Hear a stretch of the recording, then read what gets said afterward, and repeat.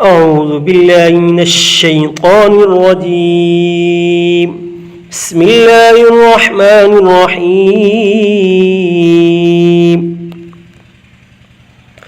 ياسين والقرآن الحكيم إنك لمن المرسلين على صراط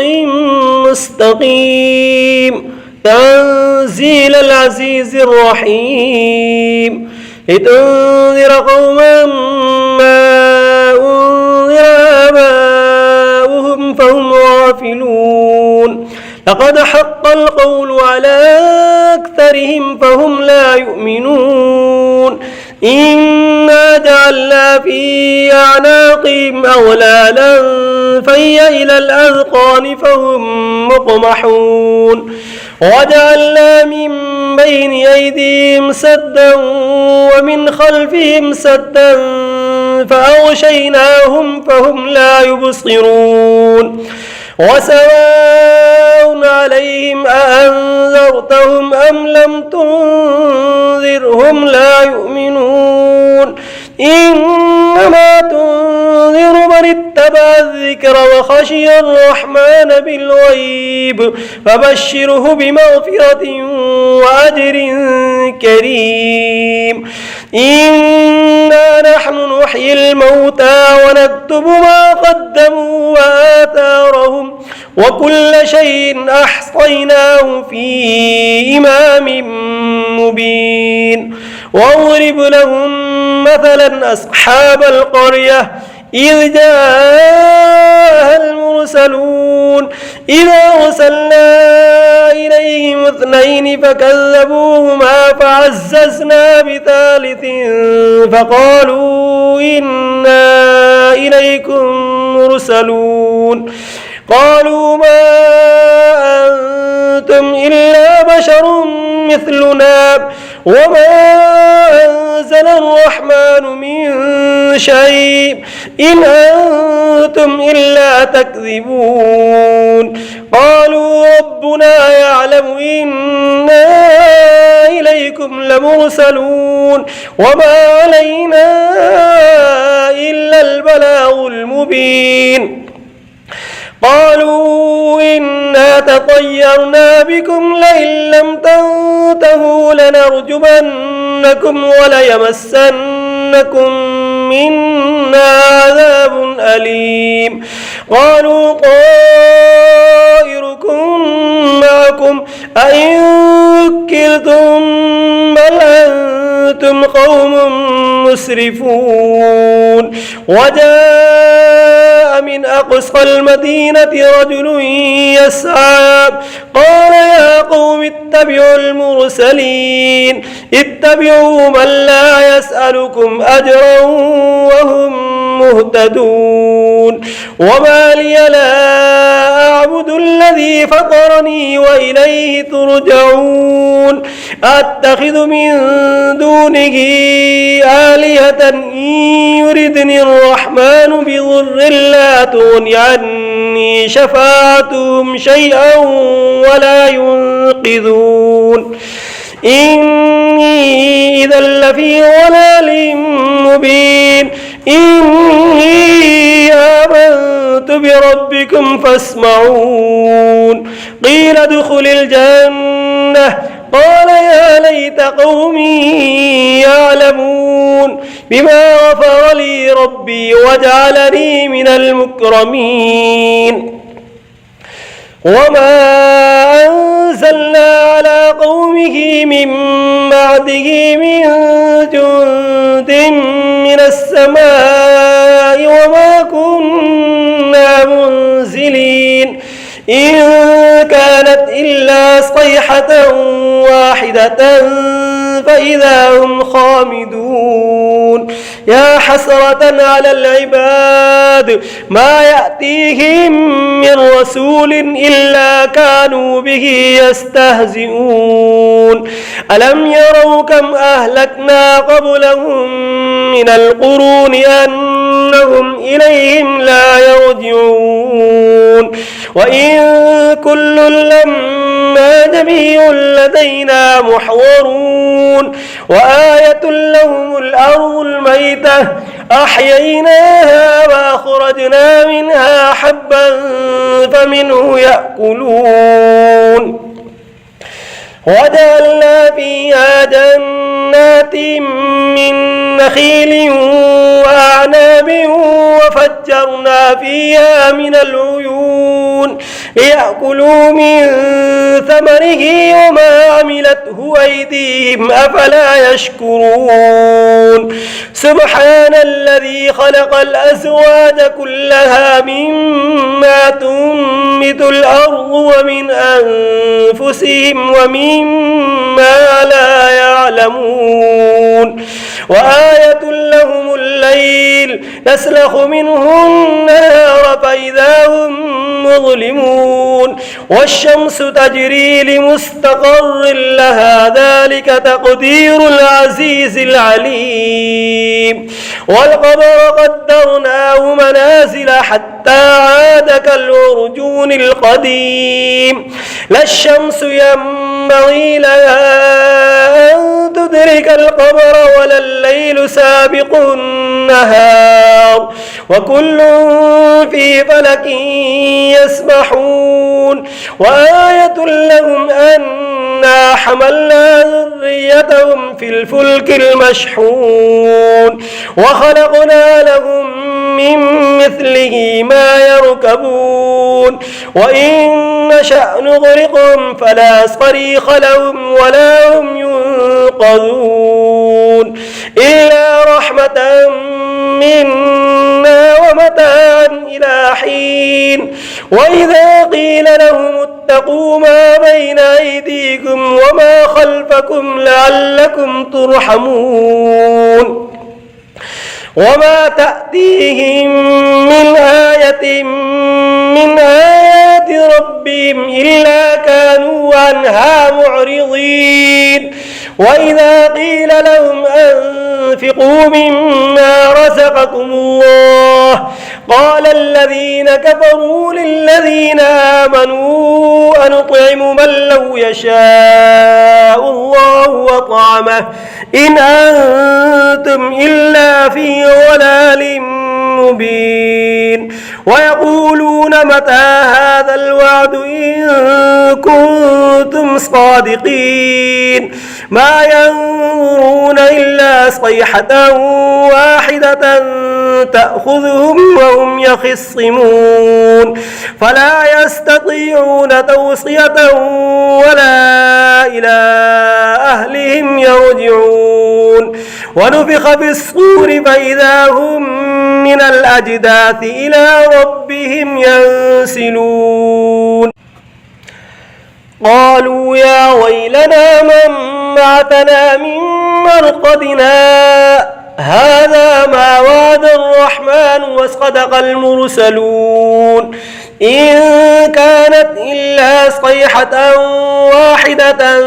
فإذا هم جميع لدينا محضرون فاليوم لا تظلم نفس شيئا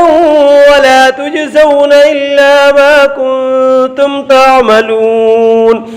إن أصحاب الجنة اليوم في شغل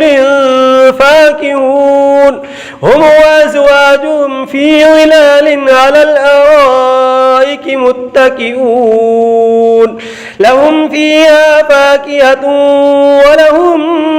ما يدعون سلام قولا من رب رحيم وامتازوا اليوم أيها المجرمون ألم أعهد إليكم يا بني آدم ألا تعبدوا الشيطان إنه لكم عدو مبين وأن اعبدوني هذا صراط مستقيم ولقد أضل منكم جبلا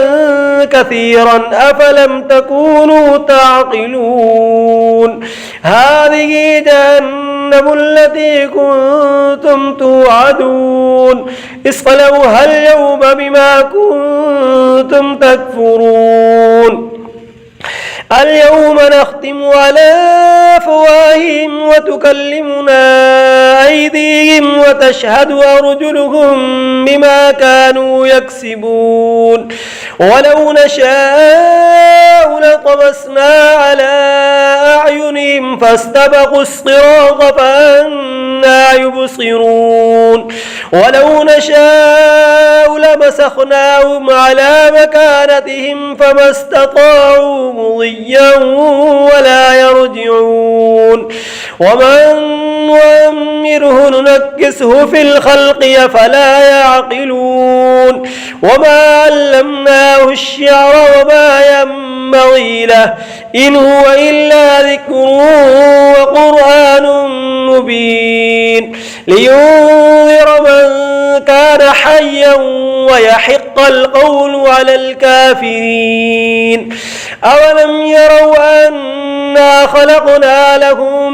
مما عملت أيدينا أنعاما فهم لها مالكون وذللناها لهم فمنها ركوبهم ومنها يأكلون ولهم فيها منافع ومشارب وفلا يشكرون واتخذوا من دون الله آلهة لعلهم ينصرون لا يستطيعون نصرهم وهم لهم جند محضرون فلا يحزنك قولهم إنا نعلم ما يسرون وما يعلنون أولم ير الإنسان أنا خلقناه من نطفة فإذا هو خصيم مبين وضرب لنا مثلا ونسي خلقه قال من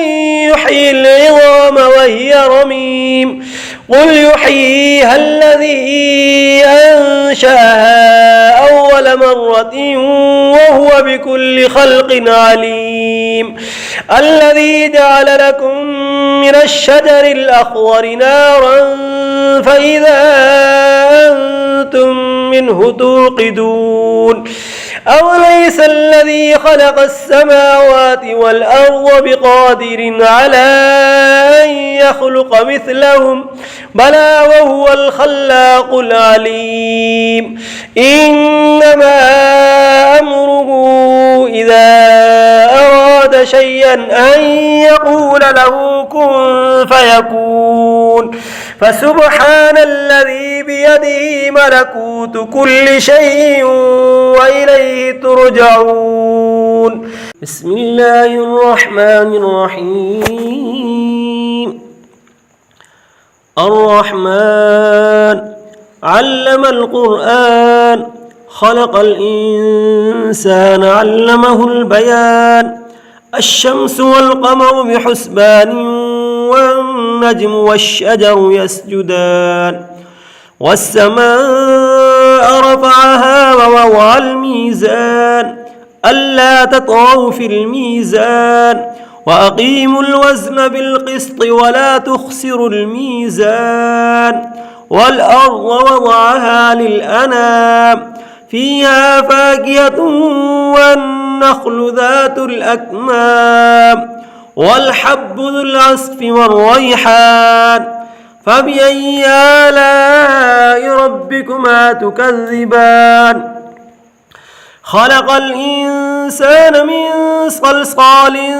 كالفخار وخلق الجان من مارد من نار فبأي آلاء ربكما تكذبان رب المشرقين ورب المغربين فبأي آلاء ربكما تكذبان مرج البحرين يلتقيان بينهما برزخ لا يبغيان فبأي آلاء ربكما تكذبان يخرج منهما اللؤلؤ والمرجان فبأي آلاء ربكما تكذبان وله الجوار المنشآت في البحر كالأعلام فبأي آلاء ربكما تكذبان كل من عليها فان ويبقى وجه ربك ذو الجلال والإكرام فبأي آلاء ربكما تكذبان يسأله من في السماوات والأرض كل يوم هو في شأن فبأي آلاء ربكما تكذبان سنفرغ لكم أيها الثقلان فبأي آلاء ربكما تكذبان يا معشر الجن والإنس إن استطعتم أن تنفذوا من أقطار السماوات والأرض فانفذوا لا تنفذون إلا بسلطان فبأي آلاء ربكما تكذبان يرسل عليكما شواظ من نار ونحاس فلا تنتصران فبأي آلاء ربكما تكذبان فإذا انشقت السماء فكانت وردة كالدهان فبأي آلاء ربكما تكذبان فيومئذ لا يسأل عن ذنبه إنس ولا جان فبأي آلاء ربكما تكذبان يعرف المجرمون بسيماهم فيؤخذ بالنواصي والأقدام فبأي آلاء ربكما تكذبان هذه جهنم التي يكذب بها المجرمون يطوفون بينها وبين حميم آن فبأي آلاء ربكما تكذبان ولمن خاف مقام ربه جنتان فبأي آلاء ربكما تكذبان ذواتا أفنان فبأي آلاء ربكما تكذبان فيهما عينان تجريان فبأي آلاء ربكما تكذبان فيهما من كل فاكهة زوجان فبأي آلاء ربكما تكذبان متكئين على فرش مطائنها من استبرق وجنى الجنتين دان فبأي آلاء ربكما تكذبان فيهن قاصرات الطرف لم يطمثهن إنس قبلهم ولا جان فبأي آلاء ربكما تكذبان كأنهن الياقوت والمرجان فبأي آلاء ربكما تكذبان هل جزاء الإحسان إلا الإحسان فبأي آلاء ربكما تكذبان ومن دونهما جنتان فبأي آلاء ربكما تكذبان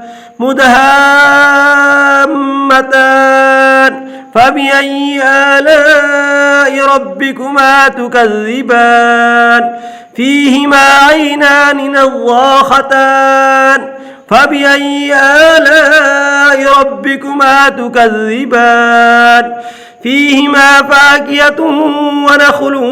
ورمان فبأي آلاء ربكما تكذبان فيهن خيرات حسان فبأي آلاء ربكما تكذبان حور مقصورات في الخيام فبأي آلاء ربكما تكذبان لم يطمثهن إنس قبلهم ولا جان فبأي آلاء ربكما تكذبان متكئين على رفرف خضر وعبقري حسان فبأي آلاء ربكما تكذبان تبارك اسم ربك ذي الجلال والإكرام بسم الله الرحمن الرحيم تبارك الذي بيده الملك وهو على كل شيء قدير الذي خلق الموت والحياة ليبلوكم أيكم أحسن عملا وهو العزيز الغفور الذي خلق 7 سماوات طباقا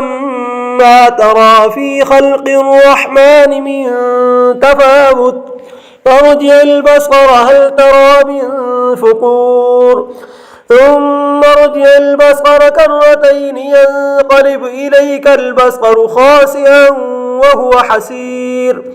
ولقد زينا السماء الدنيا بمصابيح وجعلناها رجوما للشياطين وأعتدنا لهم عذاب السعير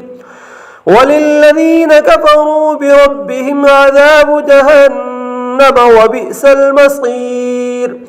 إذا ألقوا فيها سمعوا لها شهيقا وهي تفور تكاد تميز من الغيظ كلما ألقي فيها فوج سألهم خزنتها ألم يأتكم نذير